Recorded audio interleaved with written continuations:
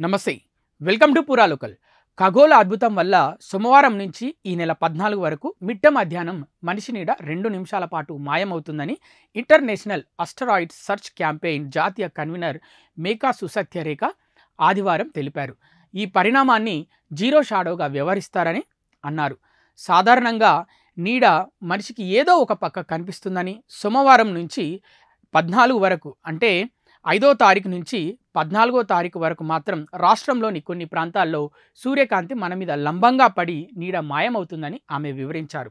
భూమి అక్షం 23.5 డిగ్రీలు వంపుగా ఉన్నందున సూర్యుని చుట్టూ భ్రమణం చేసే సమయంలో సూర్యుని స్థానం ఉత్తర, దక్షిణ దిశల్లో మారుతూ ఉంటుంది.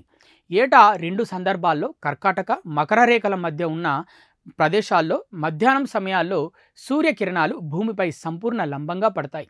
దీనివల్ల నిలువు వస్తువుల నీడ 2 నిమిషాల వరకు పూర్తిగా మాయమవుతుందని సుసత్యరేఖ చెప్పారు. ఖగోళ శాస్త్రవేత్తలు సూర్యుని కదలిక, స్థానాన్ని అధ్యయనం చేసేందుకు జీరో షాడో ఎంతగానో ఉపకరిస్తుందని సుసత్యరేఖ తెలిపారు.